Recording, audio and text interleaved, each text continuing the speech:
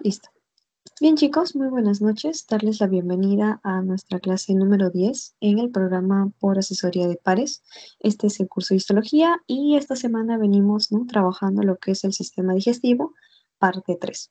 Ya como tal, viendo lo que son algunas glándulas, ¿no?, glándulas salivales mayores que van a ir acompañando a este sistema, y también recordar por qué llamábamos, ¿no?, ya la agrupación de estas glándulas con todo el sistema digestivo que ya ustedes conocen, ¿no? Todo tracto boca, esófago, estómago, duodeno, colon y lo que es esfínter anal y el ano como tal.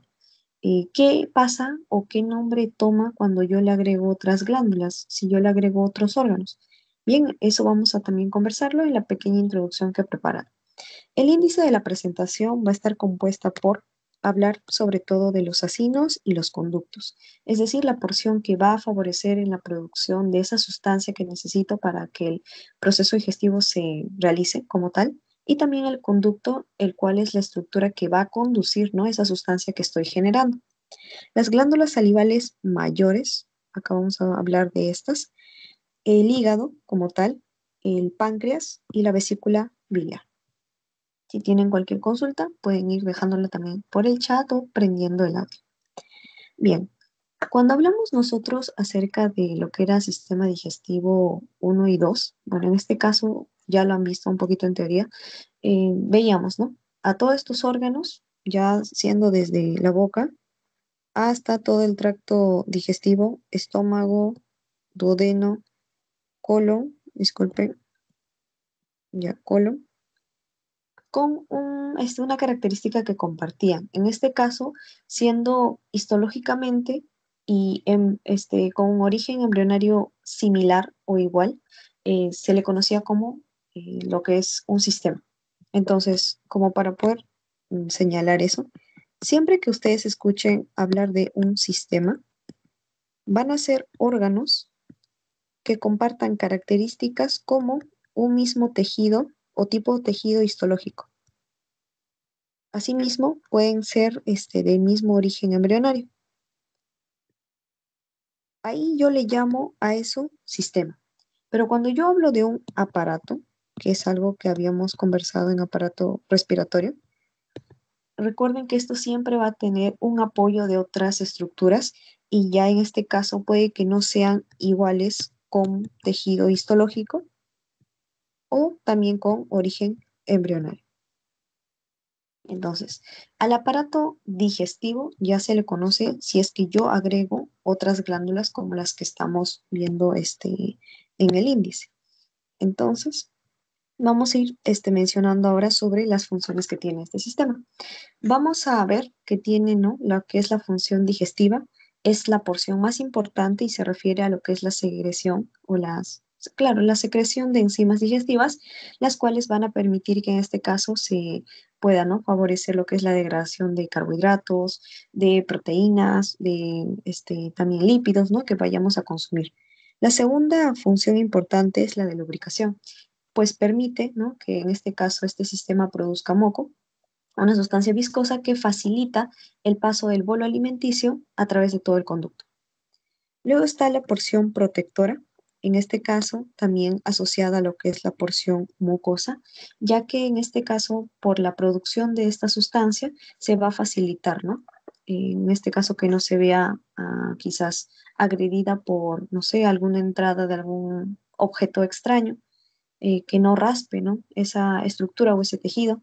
También pueden entrar microorganismos, ¿no?, algunas bacterias o algunos virus que quieran como que adherirse a las paredes, por ejemplo, en el esófago, adherirse al esófago y no se puede eliminar por el ano. Entonces, ¿para qué es este moco? Para que justamente hagan como una forma de, o sea, como de, se me ha ido el nombre, pero como un rodadero en el cual puedan bajar estas bacterias y sean eliminadas. La porción de absorción también es otra porción importante, ya que gracias a que estas glándulas facilitan, ¿no?, la secreción de sustancias, nosotros podemos absorber a través de las células que componen este sistema, que eran, recuerdan, lo van a escuchar bastante, los enterocitos, tenían microvellosidades. Estas microvellosidades tienen la función de lo que es la absorción. Para las glándulas principales o glándulas mayores, ahí están nuevamente mencionadas, son las tres que vamos a ver. Y es importante también recordar cómo está compuesta un órgano, ¿no? En este caso, recordar siempre la porción del parénquima y la porción del estroma. Recuerden que el estroma siempre va a estar compuesto por tejido de sostén, es decir, tejido conectivo, ya sea con sus fibras elásticas, fibras reticulares, fibras colágenas, los vasos sanguíneos que van a mantener su irrigación, y aquí que está, ¿no? Presente en la imagen, nervios que también estimulan, ¿no? La función, y células plasmáticas que van a ser parte también de su estructura. Entonces, si recordábamos, el estroma siempre va a ser como que la casa, ¿ok? Esa estructura de base. Y el parénquima, todo lo que es la zona pulposa o la presencia de lo que es fácilmente la porción celular. Si yo sumo esta porción de sostén y la porción de célula, entonces como tal tengo el órgano ya funcional. Entonces, recuerden, ojo, siempre es importante ver esto porque cuando vean, ¿no? Más adelante en otros cursos, a veces van a ir preguntando que tal virus o tal parásito afecta el estroma. Entonces, no está afectando todo el órgano, está afectando la porción del sostén. Entonces, teniendo eso en cuenta, ya acabamos a ver, ¿no? Una lámina un poco a vista macro, cómo es que el hígado, el páncreas, la vesícula biliar, a través de conductos van a ir uniéndose para facilitar esa función. Entonces, pasamos a lo que son las glándulas salivales. Recuerden que estas van a tener, ¿no? Su porción de inicio en los acinos, luego van a ser conducidos por los lóbulos y van a salir a través de los lobulillos. Dentro de las glándulas salivales menores, que algo se mencionaba en lo que es sistema digestivo 1, era que en este caso las menores siempre van a ser las que están directamente en la boca. Por ejemplo, las que acompañaban o lubricaban lo que era el paladar, la lengua y los labios. Y ya las mayores son las que van a tener esas ramificaciones para poder mandar su contenido desde adentro hacia afuera.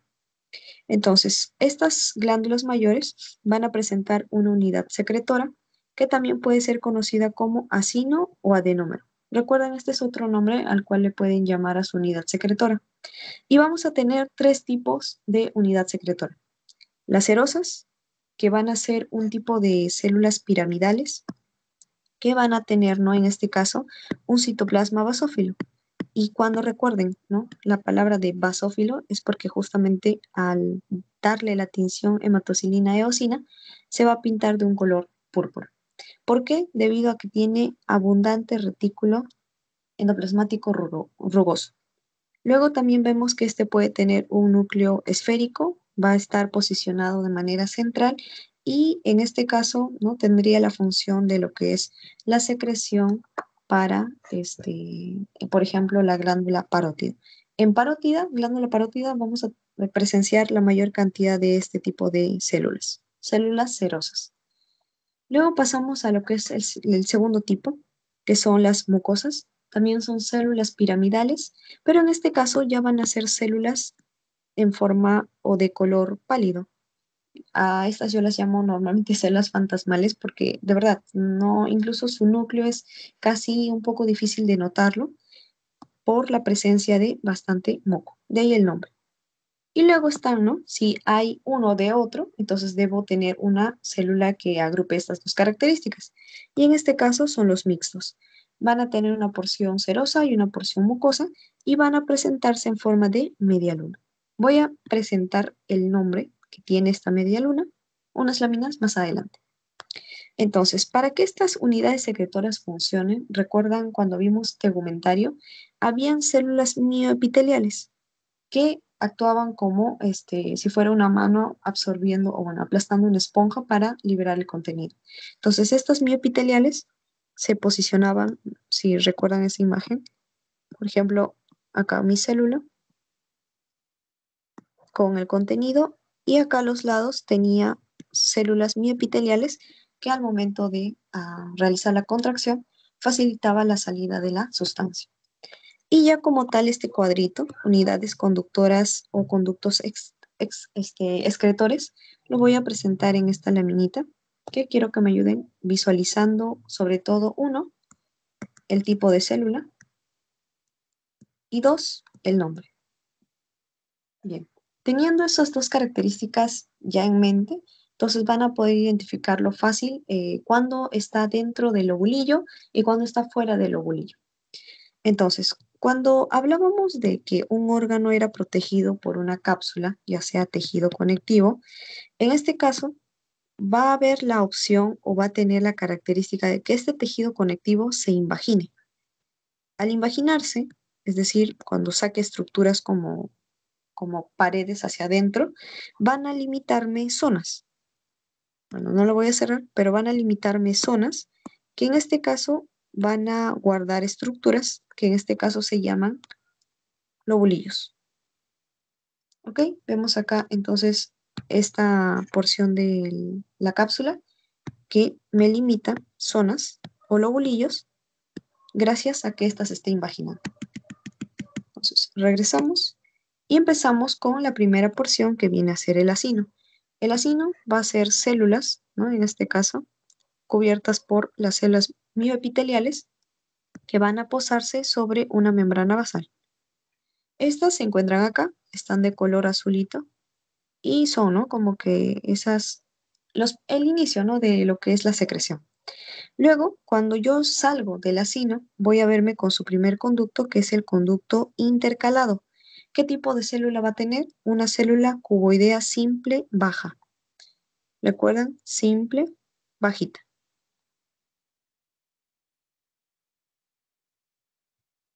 Cuando paso, ¿no? Ya a la segunda porción, porque es la primera, cuando paso a la segunda porción, esta es la primera y esta es la segunda porción. Ya la vemos un poco más gruesita. Vemos el conducto estriado. Ya ven, va cambiando de nombre. Es un epitelio cuboideo cilíndrico simple. Entonces, ya es cilíndrico simple porque solamente es de un nivel. Entonces, acá, chicos, cierro el ovulillo. Cuando salgo de esta estructura y ya ingreso a hacer algo más grande, por ejemplo, estas, o sea, hago como que, en este caso, junto a todos los conductos estriados, voy a formar lo que es el conducto interlobulillar. Si se dan cuenta, va cambiando también y va agrandándose la célula, tanto en nivel como de tamaño, siendo el epitelio cilíndrico pseudoestratificado, recuerden por falsos niveles, los que van a tapizar este conducto. Y ya la última porción es el conducto lobular, epitelio cilíndrico estratificado, bien diferenciado, con el núcleo, ¿no? En la parte apical, formando lo que es ya ese conducto. Entonces, el conducto es un tubo.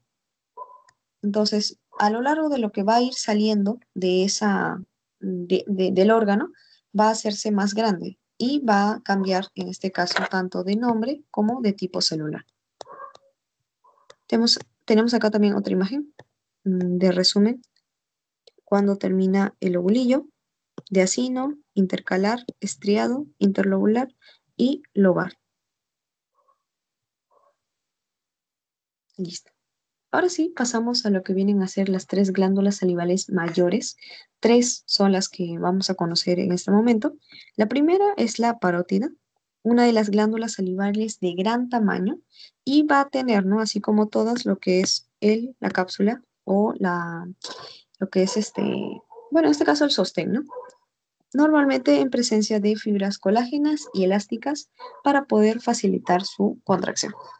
¿Qué es lo que encontramos en una glándula parótida? Lo más esencial son los tipos de célula que la componen, en este caso las células serosas. Estas van a tener, ¿no? Su formita piramidal, núcleo basal y sobre todo la porción apical de esta célula. Acá decíamos, ¿no? Que era basófila y otras cositas. Al inicio, o bueno, en la porción apical van a tener como que gránulos. A esos gránulos se les llama, o bueno, están compuestos con simógeno. ¿Y qué es el simógeno? Para que ustedes lo recuerden siempre, son enzimas inactivas. Entonces, cuando se da ya el inicio del proceso de la digestión, estos simógenos tienen, ¿no? Que pasar de un estado inactivo a un estado activo siempre y cuando se produzca el proceso de digestión. Si no hay comida ingresando, ¿no? O no hay incluso bueno, es un dato que les comento porque estoy llevando fisiología, bueno, fisiología del sistema digestivo y bueno, esta semana hablábamos, ¿no? De que incluso el proceso de la comida no solo inicia cuando te metes el alimento, sino que inicia incluso antes, de manera mental, es decir, uno va, ¿no? Paseando por la calle, ve, no sé, por ejemplo, una salchipapa, lo vio, lo olió o incluso simplemente tuvo en la imagen, que hoy día quiero comer algo. Ya el cerebro está pasando por la primera fase de la digestión, que es conocida como la fase cefálica. Entonces, siempre y cuando se den, ¿no? Estas fases cefálica, digestiva y la otra que es la intestinal, se va a activar estos simógenos y van a llamarse luego recién enzimas digestivas. Bien, acá tenemos entonces otra porción importante que viene a ser cómo mirarlo al microscopio. En este caso, seguramente, no sé si ya han tenido su práctica, pero si no fuera así, en este caso, para que ustedes puedan identificar, vemos, ¿no? Al acino, siempre cuando se le haga un corte transversal, vamos a encontrarlo, acá mejor así, formado por nuestras células. ¿Ok? Y bueno, al medio debería tener un conducto de salida. Luego está también los conductos intercalares. ¿Cuáles son esos? De un color un poco más claro. Y las células plasmáticas, que bueno, en este caso solo acompañan, ¿no? Para lo que es el proceso o lo que es la cápsula. La sublingual es una glándula también bastante importante porque es la que produce mayor cantidad de saliva, ¿ok? Mientras que una es de gran tamaño, la otra tiene gran cantidad de producción de saliva. También posee una cápsula de tejido conectivo y en este caso van a tener la presencia de células serosas y células mucinosas o mucosas. Bien, dentro de las serosas lo que vamos a encontrar nosotros son un tipo de estructura especial conocidas como las semilunas de von Ebner o Yasuni. No, Januzzi. Ya, porque es un nombre acá, medio rarito, ¿no? No sé, siempre vienen así cositas en esto. Ya, ¿qué es esta estructura? Bueno, yo les voy a explicar. En este caso, recuerdan, ustedes van a tener una membrana en la que siempre se va a posicionar una célula. Tengo mi primera célula, que en este caso es la célula mucosa, siempre en la parte basal. Y luego voy a tener otra célula que va a ser la serosa.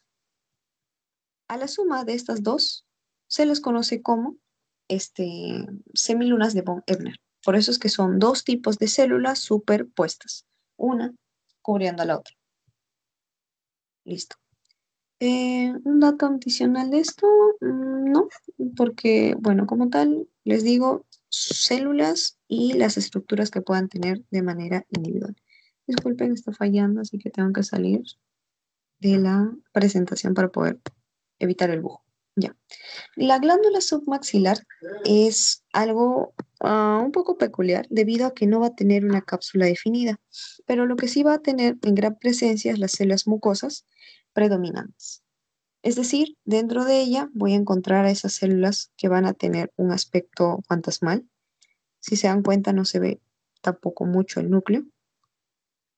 Y están ahí, ¿no? De color blanquecino. Acá también lo marca. Y también encontramos lo que es por acá, ¿no? Sus conductos en un tono más claro. Este rosa vienen a ser los conductos que van a permitir la salida. Por eso que tiene un conducto excretor. Puede que no tenga cápsula, pero sí va a tener un conducto excretor. Y los conductos intercalados, porque o sea, sí tiene un conducto excretor, pero los intercalados y estriados van a estar mal desarrollados. Por eso es que vemos, ¿no? Esa diferencia con los demás. ¿Por qué puse mamá Coco? Bueno, en este caso quiero que siempre lo recuerden. Recuerden siempre esta porción de diferencia. Y creo que se los facilité en la de grabada de digestivo 1, este cuadrito. La parótida va a ser un tipo de secreción serosa. La sublingual, algo mixto, que va a iniciar de cero mucosa a mucosa. Y la submaxilar es mixto, que es igual a que yo lo llamaría mucoceroso. Y ahí la diferencia de por qué cero mucoso o mucoceroso. Mixto siempre va a tener los dos tipos de célula, tanto mucosa y serosa. Otro nombre puede ser mucoceroso. Pero si tengo cero mucoso, lo que más voy a tener en cantidad es el mixto. Acá no es, bueno, acá tengo 50-50 y acá tengo, por ejemplo, 80 y 20. ¿Ya? Para que lo diferencie. Perdón. Por ahí han visto ya las PPTs preparadas para la siguiente clase. Ya. Listo, ahora sí, pasamos a lo que es este segundo órgano, el páncreas. Y para que ustedes, bueno, no sé si también ya han visto, pero creo que esto es abdomen, ¿no? Ya en anato. Bien, ¿qué tienen que conocer de páncreas? En este caso, algunos datitos anatómicos. Por ejemplo, que esta va a tener una forma de pera. Las dimensiones o el tamaño que tiene este órgano es de un largo de 25 centímetros, 5 centímetros de ancho y de 1 a 2 centímetros de grosor. La estructura va a ser importante que ustedes lo conozcan. Va a aparecer esto como un cuerpito alargado. ¿Por qué digo esto? Debido a que va a tener una cabeza más ancha y una cola más alargada. Entonces, acá perdonen. No, casi del mismo color, ya. Esta porción vendría a ser la cola, que es más alargada, y la porción de la cabeza, que es una porción un poquito más ancha. Esta va a tener también una cápsula, es importante que tenga una cápsula, que va a hacer que al imaginarse me forme nuevamente tabiques y lobulillos. Esta es una glándula mixta, es un órgano mixto porque va a tener dos porciones, la porción exocrina y la endocrina. La endocrina lo hemos hablado un poco, creo que en lo que es sistema endocrino, porque justamente va a manejar hormonas. Entonces, la endocrina va a ser sobre todo para una función de regulación interna. En cambio, la exocrina, porque es algo que va a botar hacia afuera, vienen más a ser también algunos tipos de sustancias, ¿no? Que va a permitir lo que es una regulación externa. Mientras que esta endocrina, ¿no? Va a, por ejemplo, ingresa el alimento y puede, por ejemplo, salir acá lo que son las células alfa o las células beta con la producción de glucagón o insulina, van a, ¿no? Activarse siempre y cuando esté ingresando alimento, por ejemplo, esas dos. Pero la exocrina, por ejemplo, se va a activar siempre y cuando, por ejemplo, se den estímulos desde el exterior. O sea, la endocrina se activa cuando hay estímulos dentro de la célula y la exocrina cuando se quiera regular algo de manera externa. ¿Cuál es su importancia? Es que la parte exocrina se va a presentar en mayor porcentaje en la cabeza y va a tener, en este caso, solo conducto intercalar. No va a haber un conducto estriado. Y en la parte endocrina es importante que ustedes vean que la diferencia es que va a tener mayor presencia en lo que es la cola y vamos a tener a los famosos islotes de Langerhans, que también habíamos hablado un poquito eso en el sistema endocrino. Entonces, a ver, ¿qué fue? Se colgó nuevamente. Vamos a ver lo que es acá una imagen en conjunto con esas dos porciones tanto la exocrina y la endocrina. La porción acá en azul va a estar compuesta, ¿no? Por lo que es el ácido pancreático y dentro del ácido pancreático vamos a tener dos células. La cinar pancreática que va a tener una forma de pirámide con presencia de dos tonalidades, uno que es un poquito más oscuro por la presencia de retículo endoplasmático rugoso. Le voy a explicar por qué también. Y también una porción un poco más clara, la porción apical, que va a tener presencia de lo que son los gránulos de simógeno, que en este caso ya les dije, ¿no? Son corrección, enzimas inactivas, ¿ya? Enzimas inactivas. Y también están las células centroacinar, las que van a ayudar a tapizar lo que es la primera porción de conducción. O sea, van a ser parte de nuestros conductos. Entonces vamos a ver también un poquito de ellas más adelante. Y para tener noción, en este caso vamos a ir empezando por páncreas exocrino. ¿Cuáles son las características de esta porción? En este caso, ver lo que es su conducto estriado. Normalmente va a tener una estructura similar a lo que eran las glándulas salivales. Van a tener un tejido conectivo que lo rodee y lobulillos separados por septos.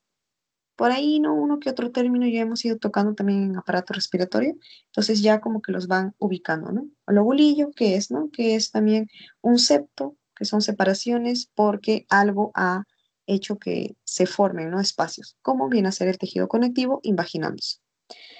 Acá tenemos lo que es ya lo importante, que es el ácido pancreático. ¿Por qué es importante el ácido pancreático? Porque es la unidad funcional del páncreas exocrino. ¿Ok? Si les preguntaran cuál es la unidad funcional del páncreas exocrino, es el ácido pancreático. Esta va a tener, ¿no? Como tal dos tipos de células, decía, las acinares, forma de una pirámide, y en este caso vamos a encontrar dos dominios. Para esto sí me gustaría usar dos colores. Ya. La porción basal va a estar compuesta por un color o tonalidad púrpura, debido a que va a tener gran presencia de este retículo.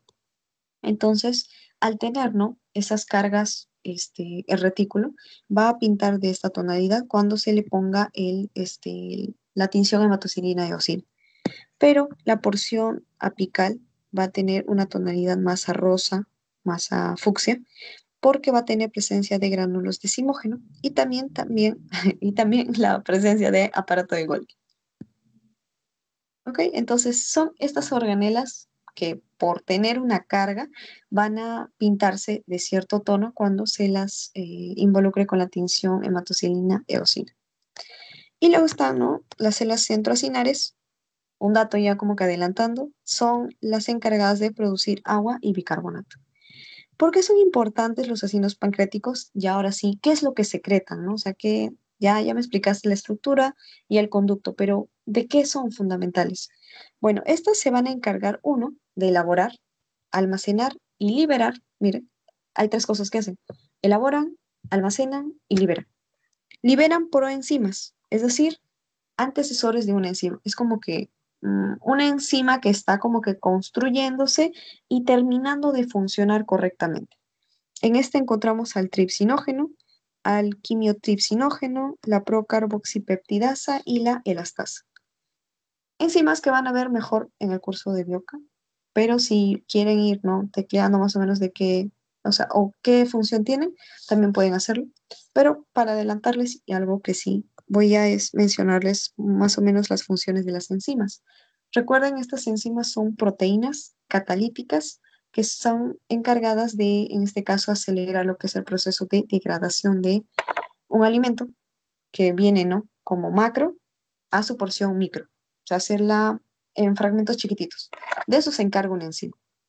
Entonces, los tipos de enzima que podemos encontrar y son fabricadas por el ácido pancreático son la lipasa, la amilasa, la ribonucleasa y la desoxirribonucleasa.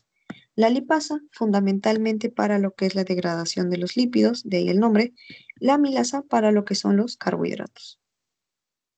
Carbohidratos. La ribonucleasa y desoxirribonucleasa, sobre todo para lo que son los ácidos nucleicos. Listo. Hay una pregunta también que se hace, ¿no? en práctica y es la de saber quién estimula al ácido pancreático para que pueda secretar o libere estas sustancias. Y en este caso vamos a encontrar a dos. Recuerden, estas no son células, son hormonas. Hormonas o neurotransmisores en caso de la acetilcolina, este es un neurotransmisor. La colicitocinina, que es también conocida como la hormona CCK, así también la pueden encontrar en los libros, son las encargadas de que cuando se da la estimulación, se eleva y empiezan a decirle al páncreas, ¿sabes qué? Necesito que secretes estas enzimas o estas proenzimas porque ha llegado alimento y necesito yo hacerlas en fragmentos chiquititos.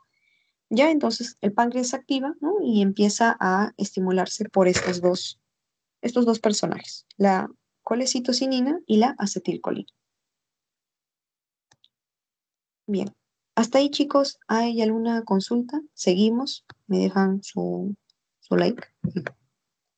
si es que todo va bien por el momento. Ujú. Recuerden, si hay alguna consulta o algo así, me lo van dejando por el chat. Bien, ahora sí, vamos a pasar a lo que son los conductos pancreáticos. En este caso vamos a tener a los de tipo intercalado. Acá en el intercalado vamos a encontrar el tipo de epitelio cúbico aplanado.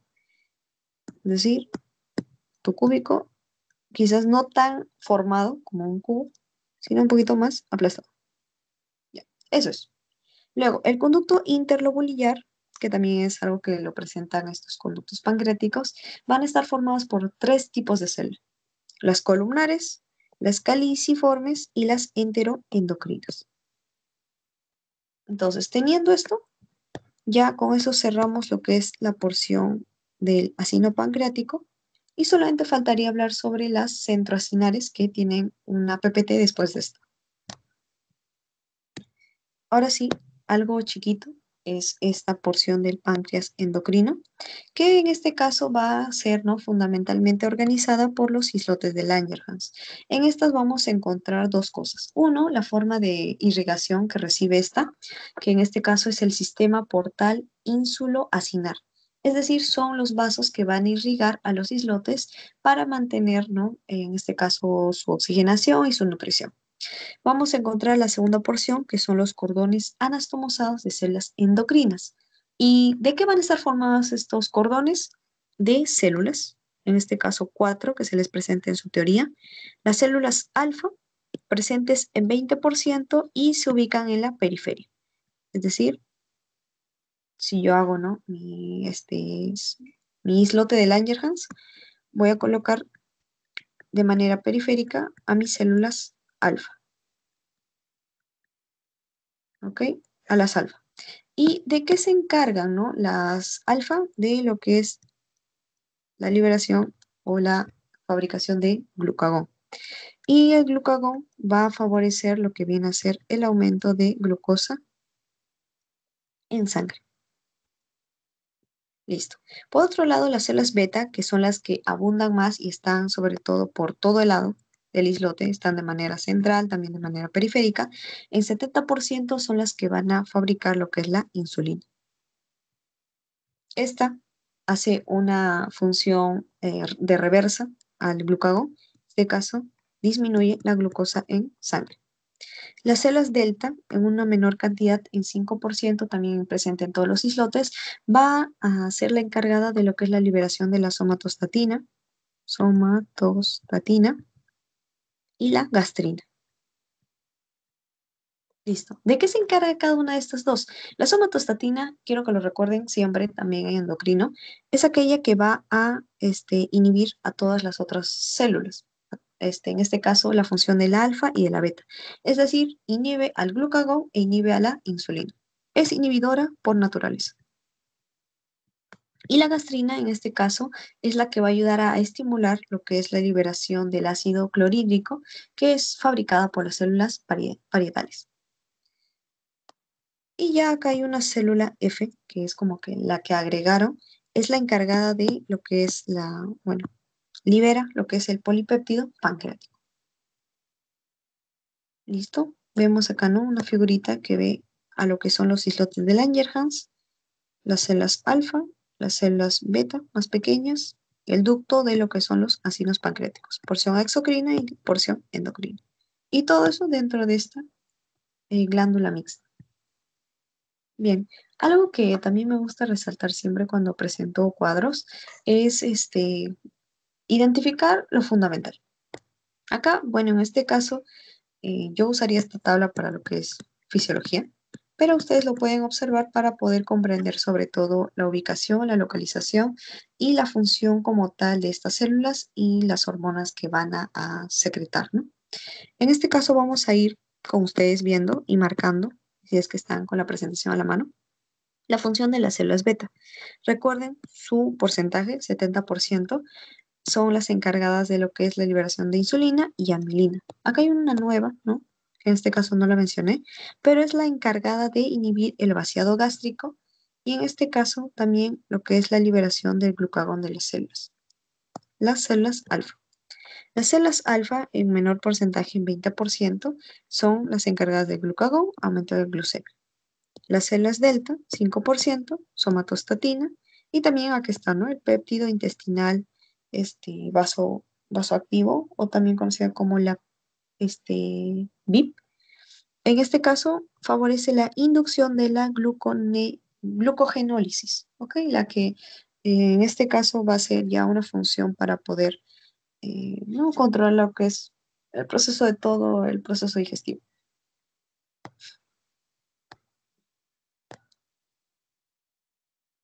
Ya. Y bueno, luego está el péptido, bueno, también debería aparecer el péptido YY y otras, ¿no? Que son adicionales si es que quieren ver de mejor manera el cuadrito. Acá encontramos lo que es una lámina, ¿no? Así de forma gráfica.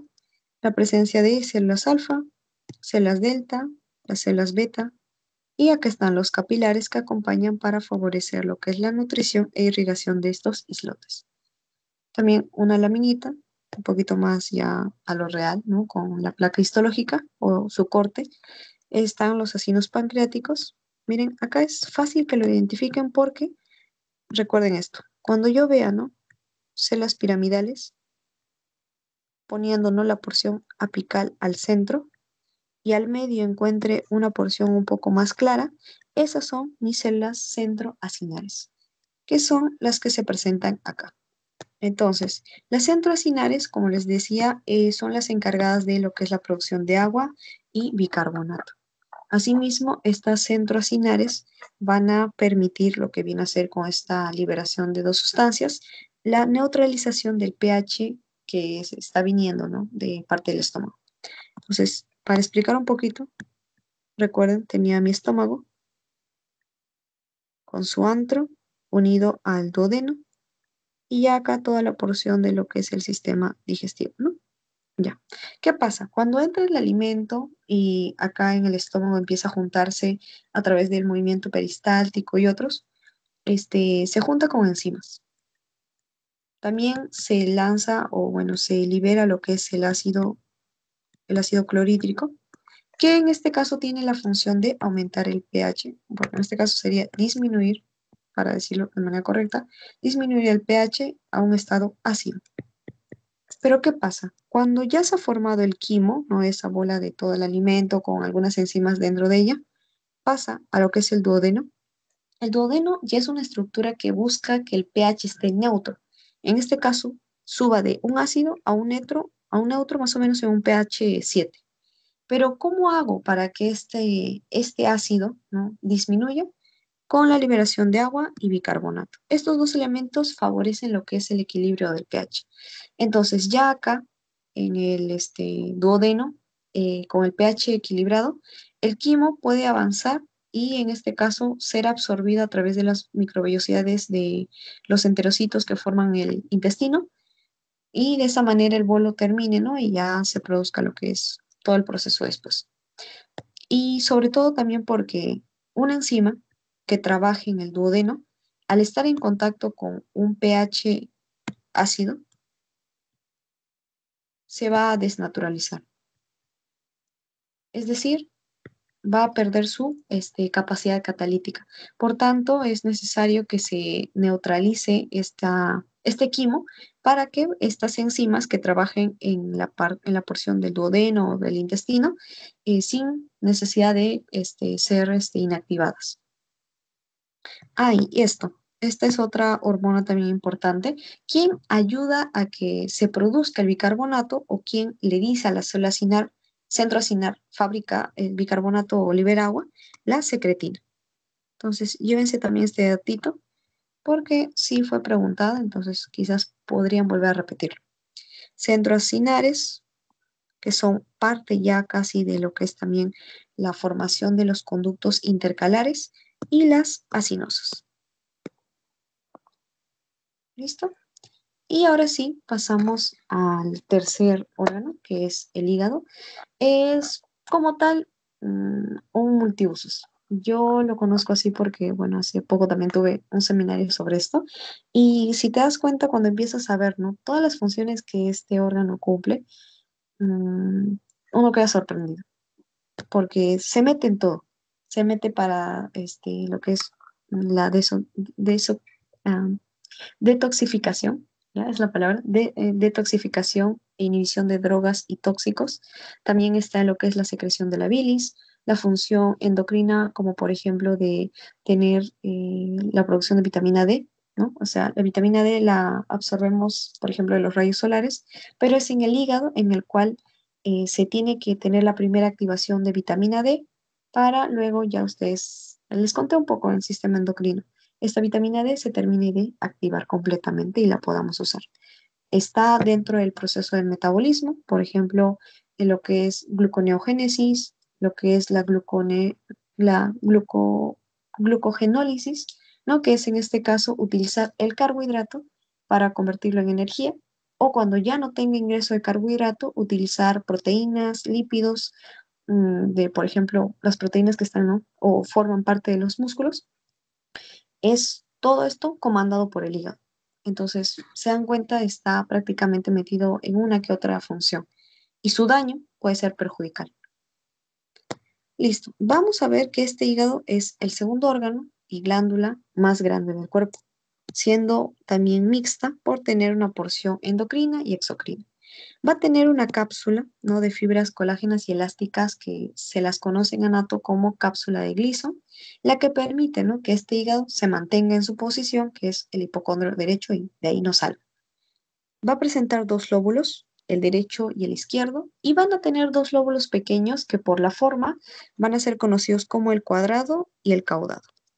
Conformado nuevamente acá, por eso les digo que nunca olviden que a qué llamo parénquima. El parénquima va a tener la presencia de los hepatocitos en lámina o en cordones, y el estroma, que es la porción que sostiene fibras reticulares y colágeno tipo 1. Miren, acá está repitiendo nuevamente el tipo de colágeno que presenta. La irrigación de este órgano va a estar dada en un 75% por la vena porta y el 25% por la arteria hepática. Y acá, ¿no? Vamos a ver un poquito de la cápsula de Gleason. Está súper delgada, en color gris. Tenemos una porción desnuda. Lo van a ver también mejor en sus muestras del anfiteatro. Está el ligamento falciforme. Y si no me equivoco, también está lo que son los ligamentos triangulares que estaban a las esquinas del hígado para también favorecer en este caso, que esté pegada, ¿no? Su fijación, es la palabra, su fijación. Y lo que quiero que recuerden, y es lo que vamos a ir viendo, es el lobulillo hepático clásico. Es decir, la forma clásica de porciones que debería encontrar en una lámina histológica del hígado. O sea, en este caso, si yo veo, ¿no? Una muestra de esta estructura o de esta figura al hacer un corte en el hígado, debo encontrar un hexágono. ¿Ok? Este hexágono tiene que, en este caso, tener unos límites bien marcados, tiene que tener la presencia de lo que es la tríada portal. También vamos a explicar qué es la tríada portal. Y tiene que tener, ¿no? En este caso, no colapsado a su vena centrolobulillar. Cuando se dé, ¿no? En este caso, la limpieza de la sangre que llega, o sea, porque el hígado recolecta toda la sangre que se ha ido utilizando, ¿no? Para la oxigenación de los tejidos. Cuando llega, ¿no? Por parte de la arteria porta y la hepática, esta sangre llega hacia el hígado. En este caso, lo va a hacer a través de la tríada portal. Es decir, de acá entra la sangre, se va a dirigir a través de los cordones, porque acá van a ver hepatocitos formándose en cordones. Entonces, va a pasar por esta porción que también le vamos a llamar el sinusoide. Sinusoide.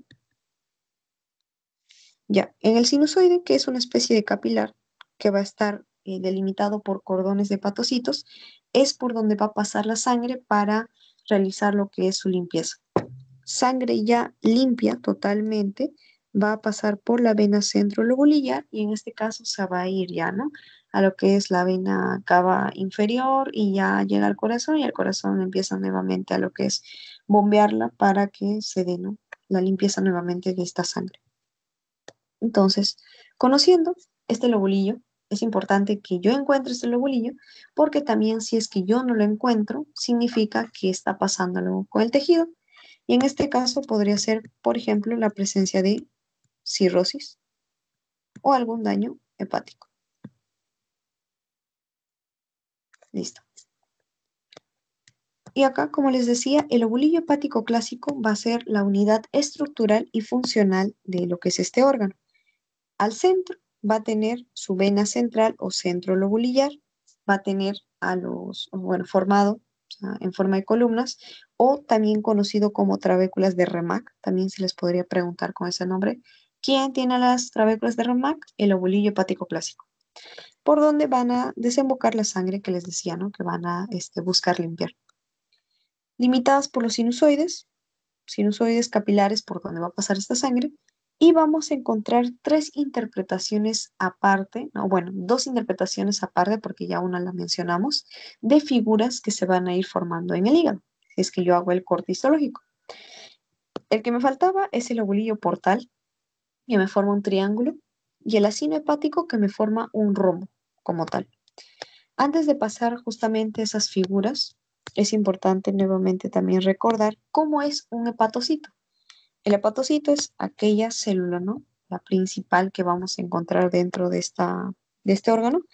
En una forma poliédrica va a tener un citoplasma eosinófilo, es decir, se va a pintar más a tonalidades fucsia, y va a tener a su núcleo central. A veces puede presentar lo que es poliploidía, es decir, presentar varios núcleos, ¿no? Pero eso es normal. ¿Y cuánto tiempo de vida tiene un hepatocito? Solamente 150 días. Y algo que sí también me gustaría que lo tomen en cuenta es qué es lo que hacen a nivel de sus organelas. Es que es tan importante este patocito, ¿no? Que facilita la función de todo el hígado, así como tal, función general, debido a que sus organelas cumplen una función. En este caso, el retículo endoplasmático liso, el REL, es la encargada de la detoxificación, la síntesis de lípidos y la síntesis de glucógeno. Y por otro lado, el aparato de Golgi es la encargada de la organización de enzimas lisosómicas. Lisosómicas, las que van a facilitar lo que es ya, ¿no? Las funciones como liberar sustancias que se hayan ya limpiado después de haber, ¿no? Pasado por el sinusoide. Entonces, acá está, ¿no? Un poquito de lo que es lámina, creo que sí es la lámina de el Garner, o si no es del Kieserwich. Ahorita se me fue el nombre de dónde es exactamente. Pero acá encontramos, ¿no? Esos, esas figuras que vamos a encontrar, por ejemplo, el triángulo, formada por cada esquina de la vena centrolobulillar. Al rombo, formada por dos porciones de las tríadas portales y dos venas centrolobulillares. Y el lobulillo clásico, ¿no? Que va a tener a las esquinas, a las portas. Se les porta, tríadas portales. Y ya que está, esta laminita me gusta bastante presentarla porque resume en parte lo que hemos querido tratar de explicar con lo de las formas. El lobulillo portal, recuerden siempre cómo lo forman tres venas centrolobulillares. Al lobulillo clásico, en cada esquina encuentra las tríadas portales. Y en este caso, el acino hepático o el rombo, compuesta por dos portales y dos venas centrolobuliares. Y si yo le hago un zoom a este acino hepático, me va a dar lo que viene a ser su descripción funcional y también la función del flujo sanguíneo. Quiero que ustedes me ayuden acá con lo que voy a decir. La pregunta es, o sea, a los chicos que están, la pregunta es, en este caso, ¿qué zona de las tres que voy a presentar vendría a sufrir más daño por ejemplo, una hipoxia, algún tipo de tóxico, alguna necrosis que pueda sufrir un hepatocito? ¿Será la zona 1, 2 o 3? ¿Y cómo vamos a identificar qué tipo de zona es antes de que ustedes me respondan? Voy a escribirles qué tiene cada zona. La zona 1 es conocida por tener un contacto cercano a lo que son las tríadas portales. Entonces va a tener, uno, mayor oxigenación y mayor nutrición. La segunda va a tener también bastante nutrición y oxigenación, pero en menor cantidad. Y la tercera zona va a tener una menor concentración de oxigenación y una menor cantidad de nutrientes. Entonces, con esto, chicos, ¿qué zona es la más afectada en caso de producirse una necrosis, una hipoxia o alguna presencia de algún tipo de tóxico? Uno, dos o tres.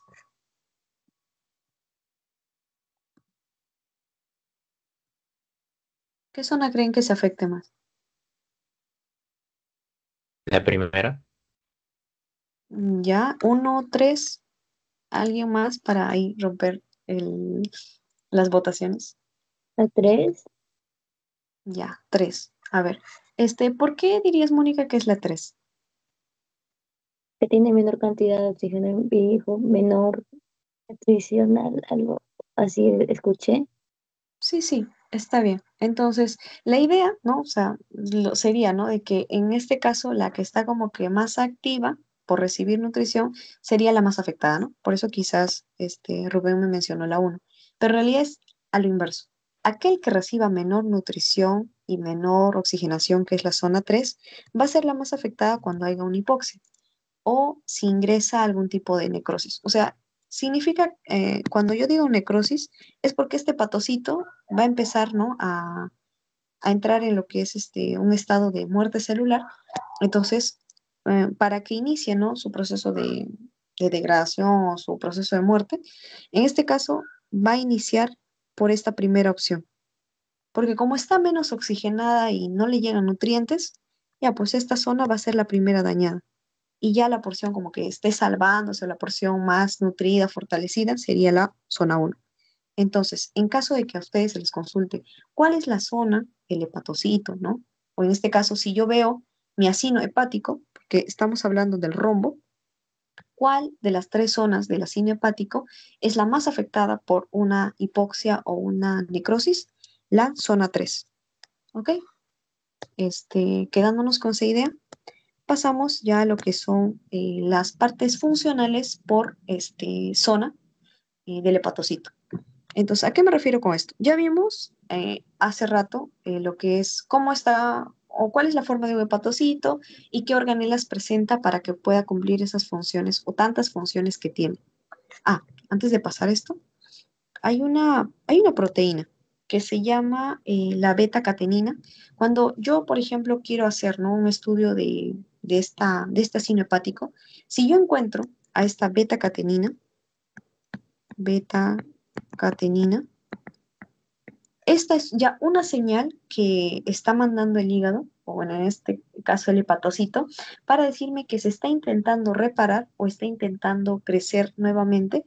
Y en este caso, al ya crecer o repararse, ya me está dando ya la señal de que este hepatocito está sufriendo daño. Entonces puede ser quizás por cirrosis, por daño hepático, algún tipo de tumor, ¿no? En este caso, por la presencia de la beta-catenina cuando yo hago un estudio de este tejido. Y ya, regresando a esta porción, está el hepatocito con, por ejemplo, sus dos dominios. El dominio vasolateral o la porción sanguínea o bueno, la parte o la cara sanguínea es la que va a estar en contacto con el sinusoide. Sinusoide, recuerden siempre, es un tipo de capilar que en este caso va a estar fenestrado. ¿Qué significa que estaba fenestrado? Que tenía opciones como un colador de poder permitir el paso de sustancias. Entonces, vamos a ver acá la cara vasolateral. Acá está, dominio vasolateral,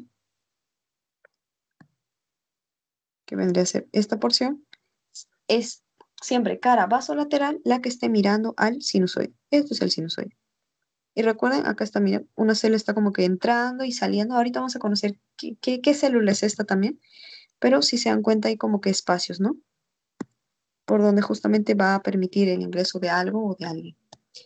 Y luego está la porción de lo que es la célula, digo, la porción apical o la porción biliar, que es donde se va a presentar claro, se va a ubicar lo que es el canalículo biliar. ¿Y dónde se va a ubicar? Acá está, dominio apical. Si yo, por ejemplo, uniría dos hepatocitos, vamos acá a dibujar, un hepatocito, otro hepatocito, núcleo y núcleo. Ya. Entre hepatocito y hepatocito vamos a encontrar al canalículo biliar. ¿Ok? Solamente para ubicar dónde está la estructura. Para eso quiero conocer los dominios. De ahí lo demás ya lo conocen, limitado por espacios sinusoidales y organizadas en placas. Y ya que está la famosa triada portal o espacio portal, o también conocida en los libros como la triada de Gliso. Entonces, ya se dan cuenta, ya hay nombres propios. Placas de REMAC solo son hepatocitos. Triada de Gliso, tu triada portal o compuesta por la vena interlobulillar, arteria interlobulillar y conducto biliar interlobulillar. Pasa que yo me acuerdo del interlobulillar porque, bueno, en este caso fallé en un pasito cuando estaba, bueno, en el ciclo. A mí se me consultó sobre la vena interlobar.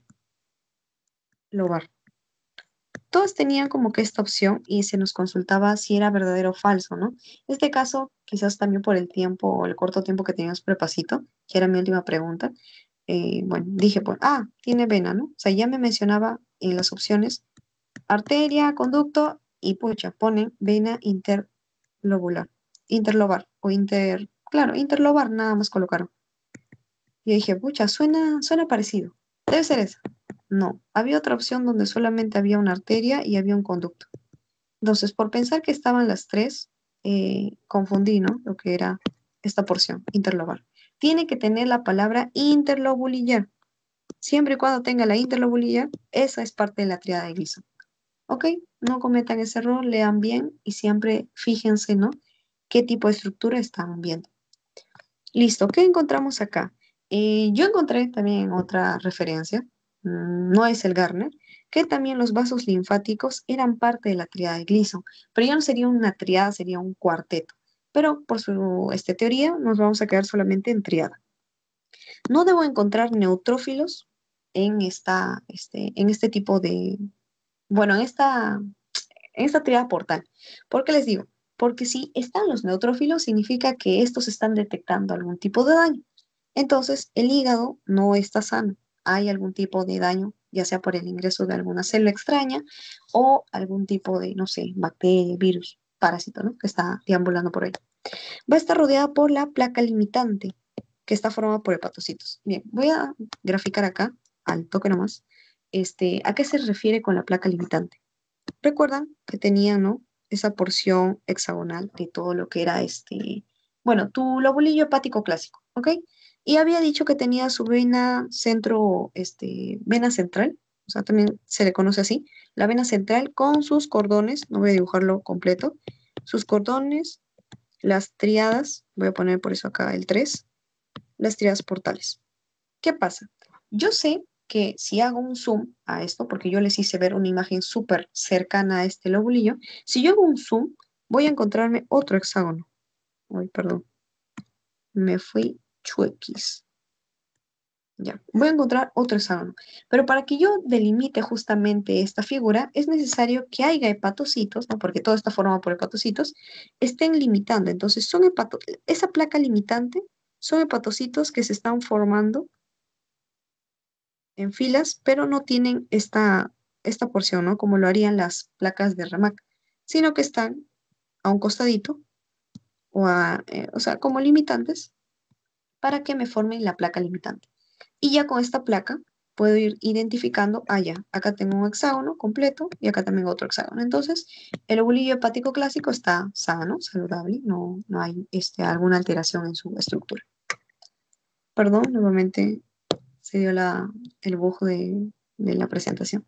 Y bueno, acá hay, ¿no? Una laminita donde está la vena, la conducto biliar y nuestra arteria.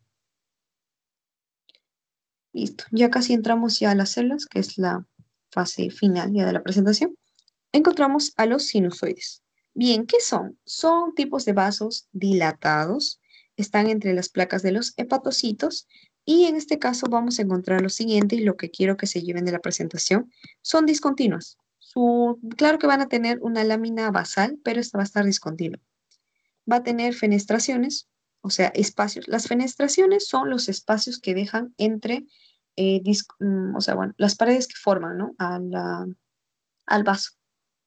¿Y cuánto mide? De 100 nanómetros.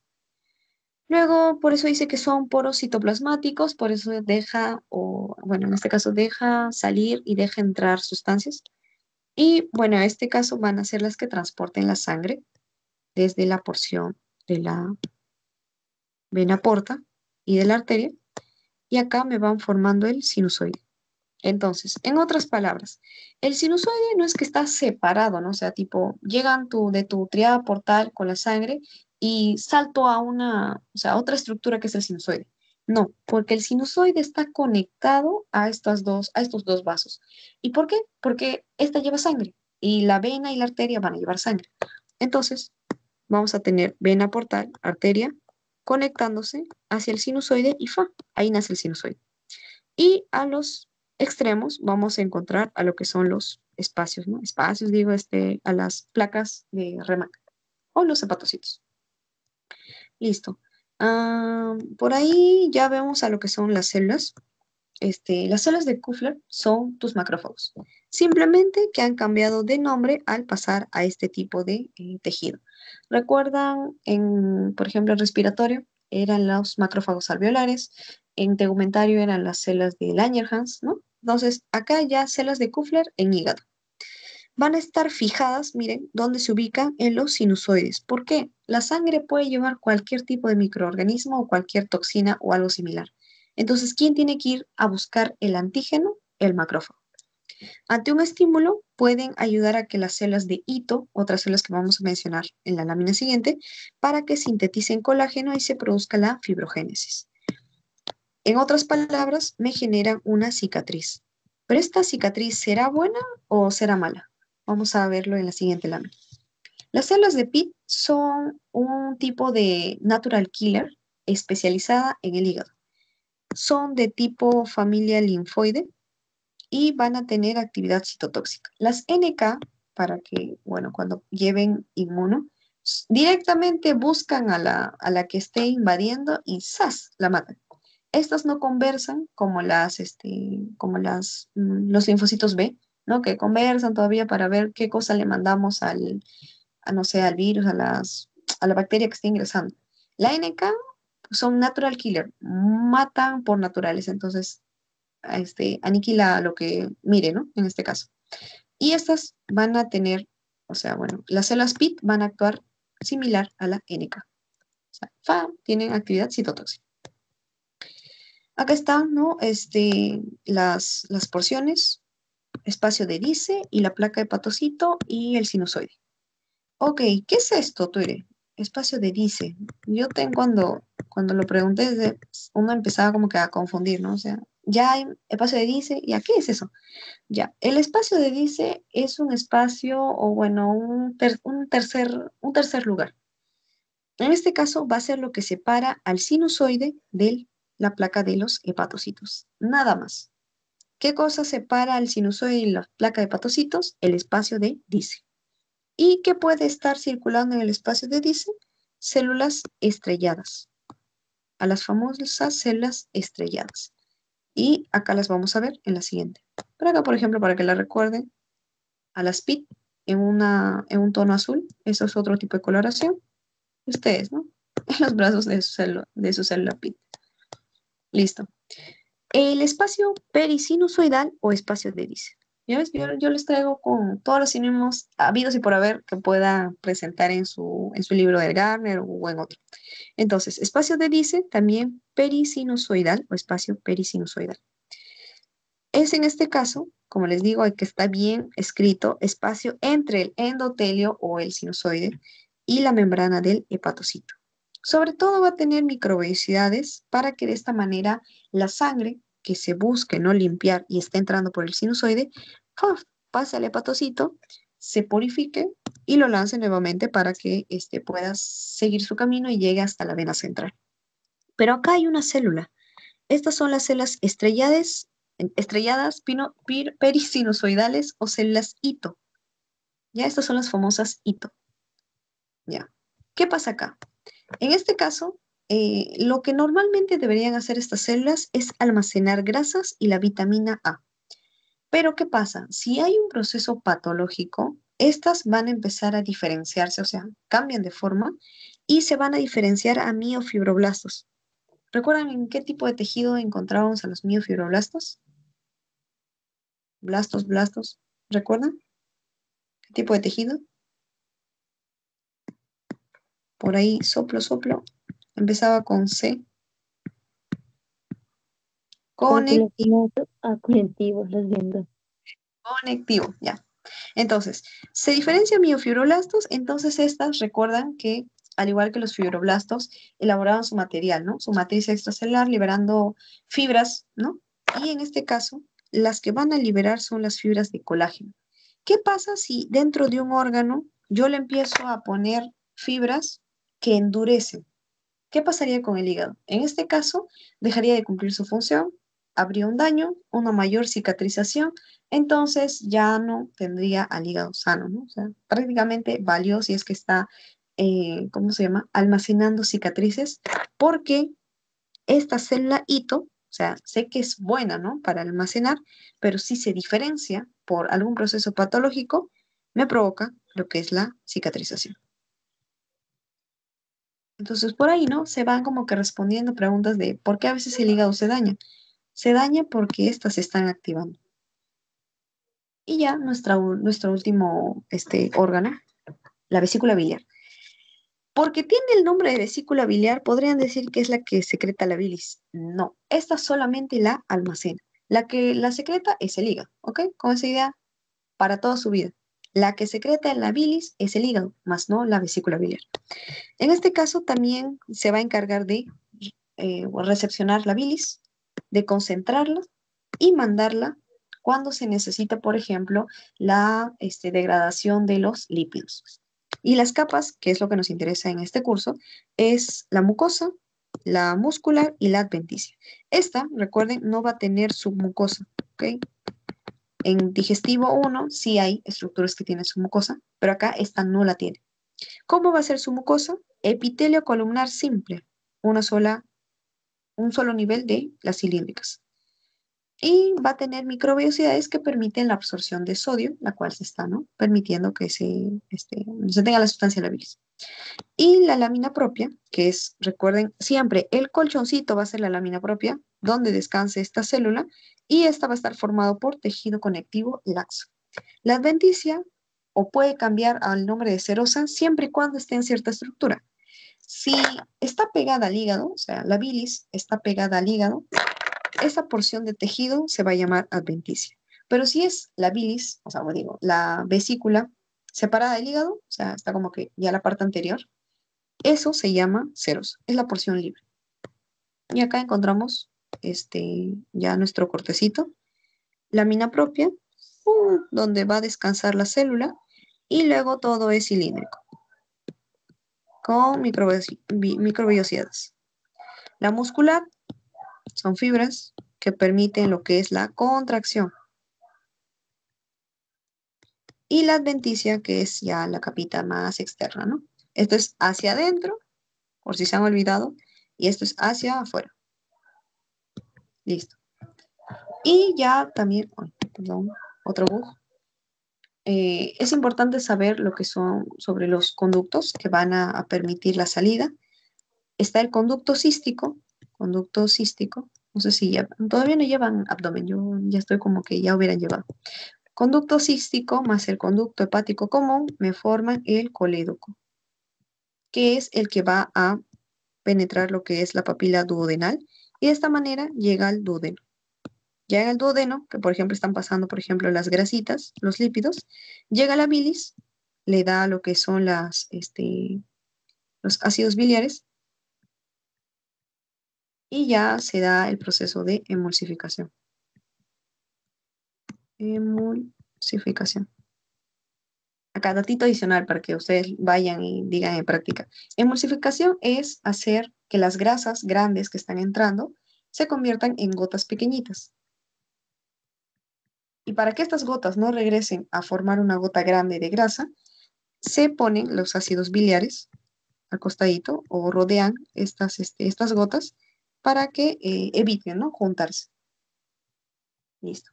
Entonces, recuerden esto para anato y esto para bioca, por si acaso, un datito adicional.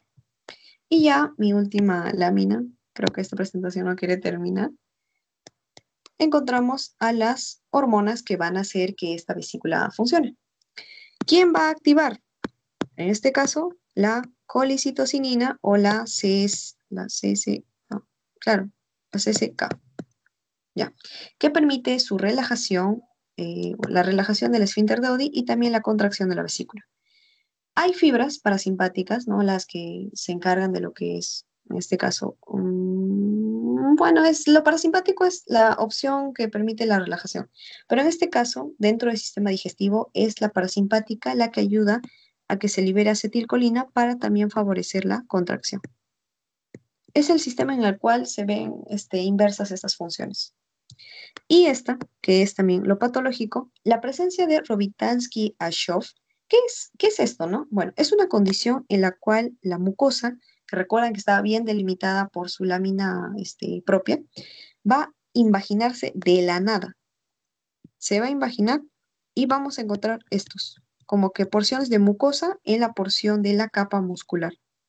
Si ustedes observan esto, ya, de ley, esto no es algo normal, es un seno de Rokitansky-Ashov. Vino en práctica, vino en práctica. Entonces, si les viene, no confundan, no es no sé, un tejido adiposo que habían colocado por ahí. No es tejido adiposo, es ya una condición patológica dentro de la vesícula biliar. Y ya, por último, lo que son las funciones de manera individual de cada una de estas porciones que teníamos, duodeno, páncreas y vesícula biliar.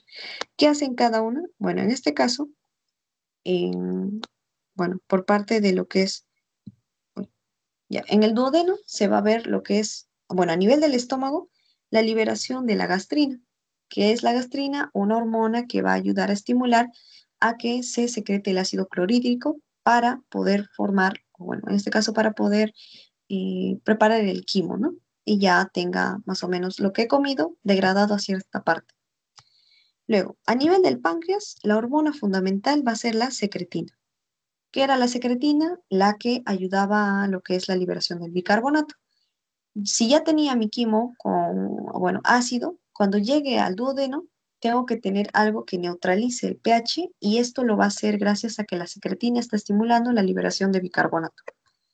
¿Y qué ayuda a la vesícula biliar? La vesícula biliar tiene a las células que me van a secretar la hormona, la CCK, para poder estimular otras enzimas pancreáticas, que en este caso más asocienlo a lo que es, en este caso se llama emulsificación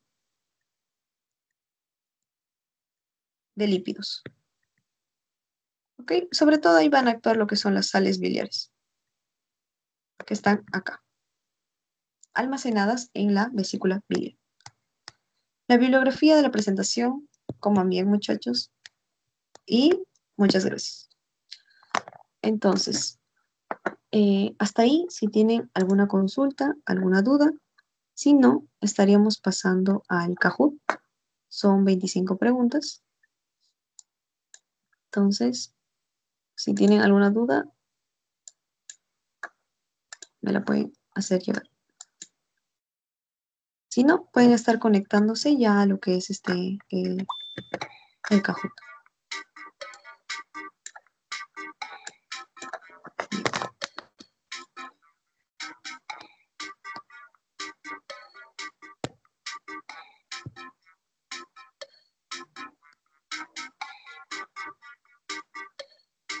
Vamos a pasar.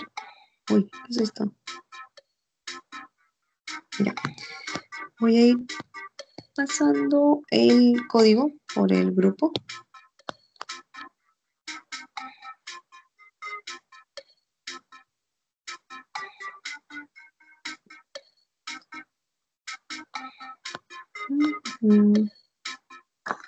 A ver, perdoncito. Ya. 80, 10, 4, 6, 3, 9. Ya, también lo dejé por el chat. Si lo observan, me avisan. Si no lo observan, también para enviarlo.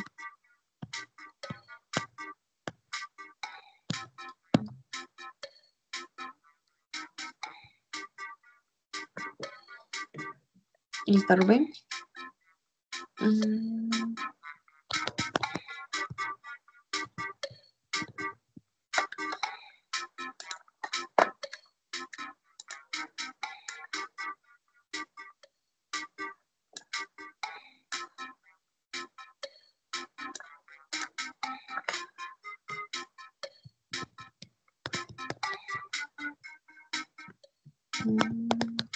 Digo 81, 046.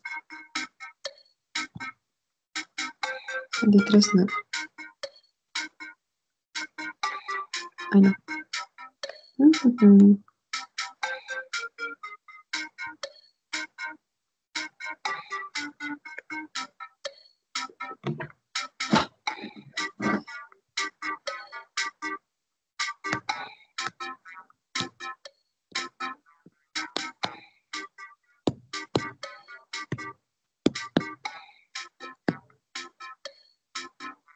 Se salieron. Ya.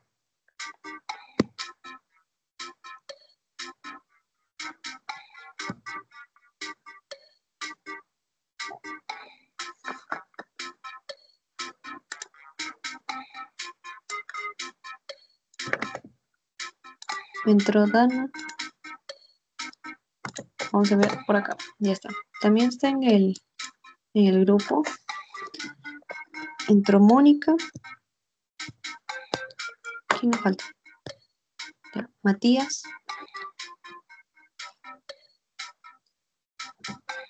Matías y Claudia. Y ya comenzaríamos. Y ya está. Listo. Creo que ya podemos ir comenzando. Sí, voy a presentar la pantalla nuevamente. Quería ver si estaba por ahí. Ya está. Listo, chicos. Empezamos. Listo.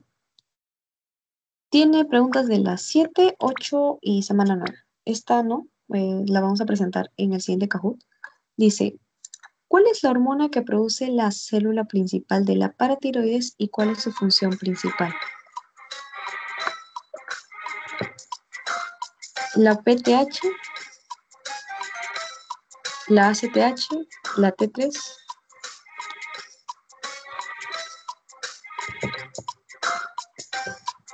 La célula de la paratiroides.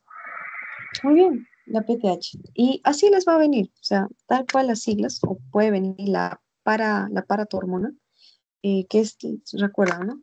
La que regulaba el calcio y fósforo en sangre. Listo. Muy bien, chicos. Acá normalmente quiero que busquen, ¿no? Responderlo de manera correcta, no tanto por el puesto. Veamos. La neurohipófisis produce sus propias hormonas y las libera al torrente sanguíneo. ¿Es verdad o falso?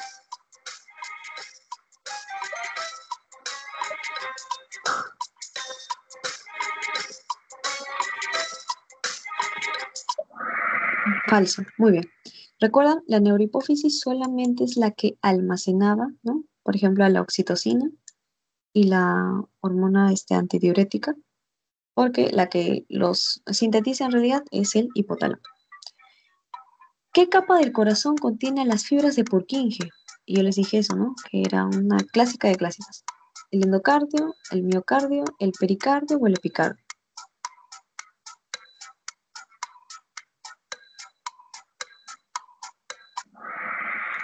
Bien, era el endocardio. Siempre la fibra de Purkinje, en este caso que es la encargada de mandar el estímulo, va a estar en la porción más interna. Entonces, la capa más interna es el endocardio, por dentro, ¿no? Para que lo recuerden ahí, por las letras iniciales de cada palabra también. ¿Qué tipo de arterias contienen más fibras elásticas? ¿Las musculares, las arteriolas, las elásticas o los capilares? Ya creo que ahí ya es muy obvio. Muy bien, las elásticas. Ujú. Ya, si esa se confundía, me retiraba. Mentira. El epitelio de las cuerdas vocales verdaderas es respiratorio en toda su extensión, ¿verdadera o falsa? Para eso era importante también que recuerden qué tipo de epitelio era. Falso, totalmente falso. ¿Ya? O sea, no era totalmente respiratorio. Respiratorio era las porciones de arriba, ¿no? O sea, el conducto respiratorio. Y ya para vocales necesitaba otro tipo, conectivo, por ejemplo, por cartílago. ¿Qué tipo de glándula salival secreta moco principalmente? ¿La serosa, la mucosa, la parótida o la mixta?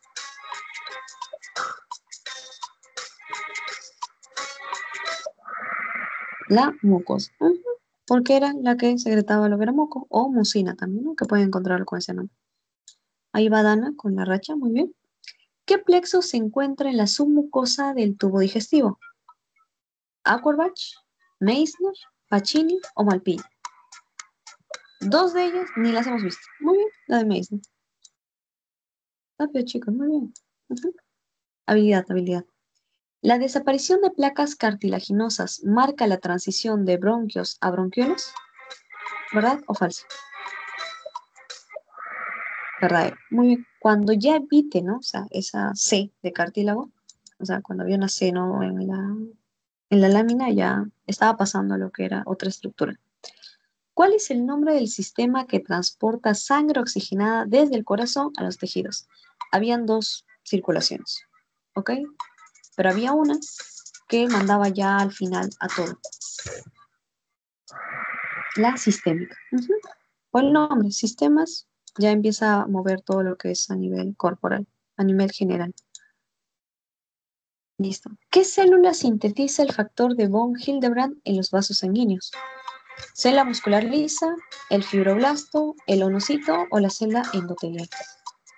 ¿Quiénes eran las encargadas de sintetizar este factor? Que ayudaba, ¿no? En la regulación de la presión arterial. Hay algunos que hasta pueden ir descartando, ¿no? Muy bien, la endotelial.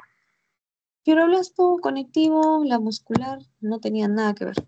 El epitelio del paladar duro, en su cara nasal, está formada por epitelio escamoso simple, ¿verdadero o falso?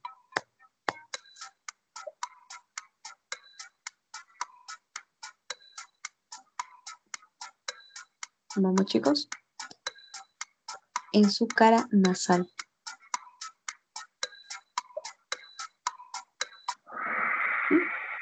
¿Sabes? No puede ser simple, ¿saben por qué? Es que la parte nasal, ¿no? Que va a estar como que mirando hacia el exterior también y por donde va a ingresar también, bueno, ya sea el aire, pero como algo, no tiene que tener algo simple, o sea, tiene que al menos tener una forma epitelial un poco más, no sé, la cilíndrica, ¿no? Como era el epitelio respiratorio. ¿Dónde se localiza el nodo sinoauricular o el marcapasos natural? Ya, eso ustedes lo saben porque hoy día han dado anato. Ya, la aurícula derecha. Muy bien. Esta venía simple para poder como que ir dar detalle. ¿Qué epitelio recubre el área olfatoria de las fosas nasales? Ya esto yo lo he repetido una, dos, tres, cuatro veces. Es clásica de clásicas. Ya incluso ya ni les decía el nombre completo porque era demasiado largo.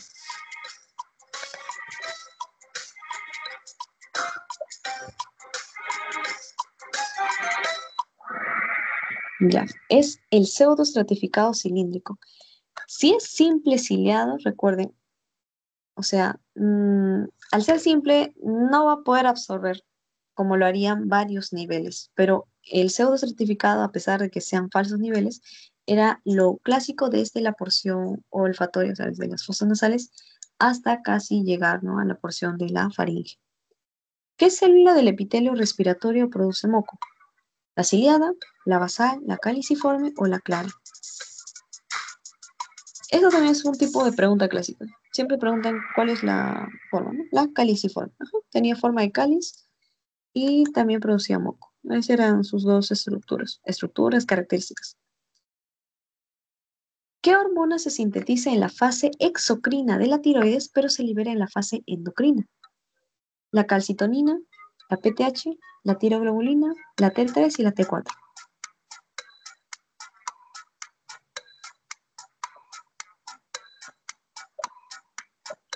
Recuerden de quién estamos hablando, de tiroides. Entonces ahí traten de descartar también. La T3 y la T4. La tiroglobulina es solamente el sustrato, chicos, recuerden eso. Tiroglobulina y otra más, que ustedes seguramente recuerdan, eran parte del sustrato. ¿Ok?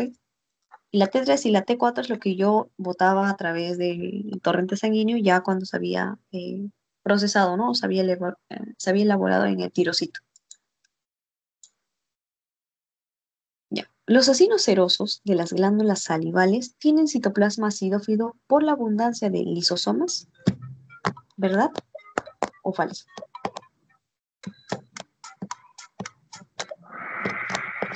Falso. ¿Por qué? En este caso no lo confundan y pongan verdadero porque acá hay algo que quiero comentar. Ya, lo voy a decir más adelante. Yo creo que eso es lo que se han estado confundiendo también el pasito porque alguien me escribió preguntando. ¿Qué estructura marca el inicio del intercambio gaseoso? ¿Bronquio secundario, bronquiolo respiratorio, bronquiolo terminal o conducta alveolar?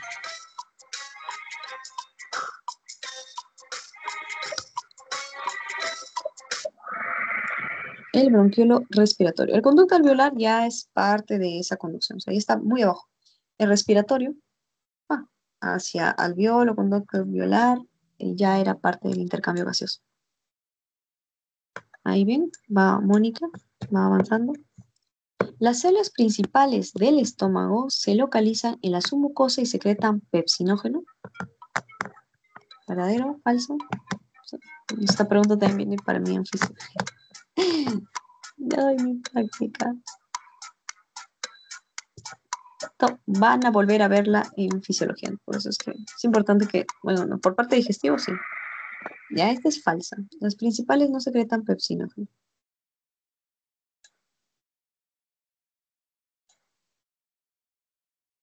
¿Qué célula produce surfactante en los alvéolos? Ya este es ya muy fácil, gente.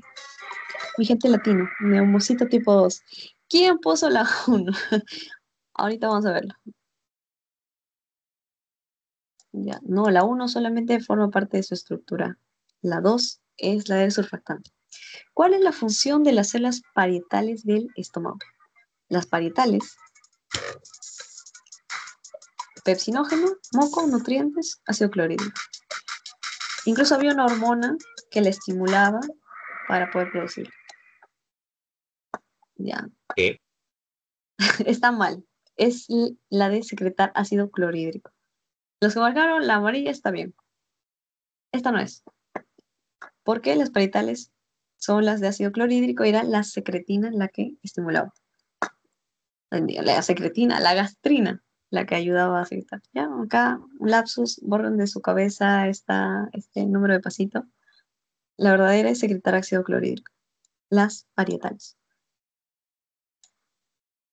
Ya. Las fibras de Purkinje son cardiomiocitos modificados con miofibrillas concentradas en el centro de la célula.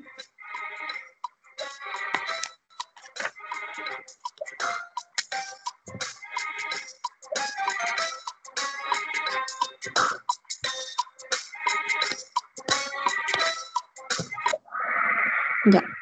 Falso, gente. ¿Por qué? Porque no son miofibrillas.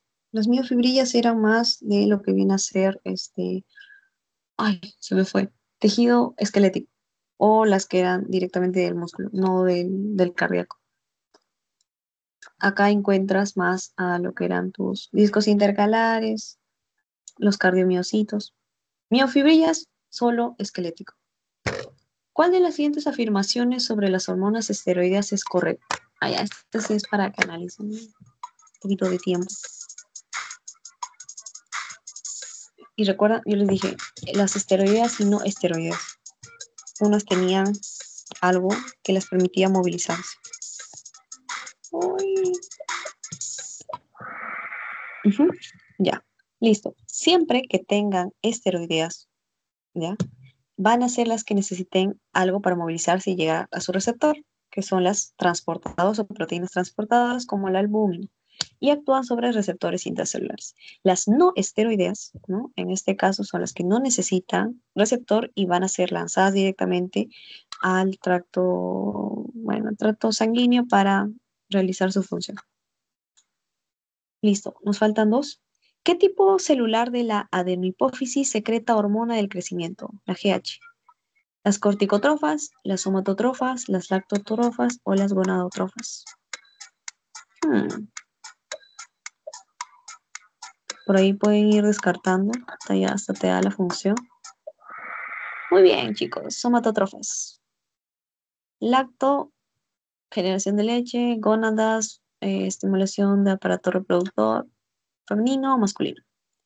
¿Qué estructura almacena la tiroglobulina y participa en la síntesis de hormonas tiroideas? Coloide, células parafoliculares, red endoplasmática rugoso, pituicitos. ¿Quién almacena la tiroglobulina?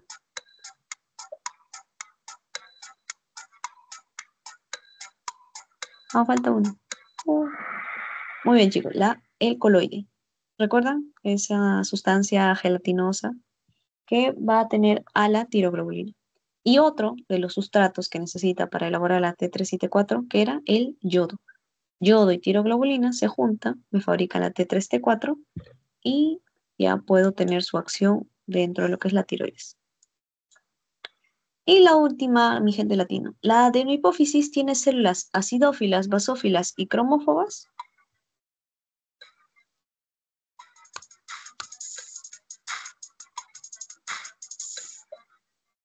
Que no los confunda el nombre, ¿o no? ¿Sí? Es verdadero. ¿Por qué? ¿Recuerdan a las acidófilas y basófilas de las cromófilas? Y habían otras cromófobas, entonces acá solamente las he separado. Ya entonces, tratan de verlo, ¿no? O sea, un poco más lo de endocrino, porque es la porción que viene ahí con sus células así, para poder buscar. A ver, mi gente latino, ¿quién ha ido repasando las 3 semanas mientras no nos vimos la semana pasada? Muy bien, muy bien. Al podio. Rubén, muy bien. Rubén, Mónica, Matías, Claudia y Dana. Los de Matías, bueno, al final no llegó a entrar. Listo, chicos, de verdad, nuevamente, gracias por haberme acompañado en esta porción y vamos a ir finalizando la grabación.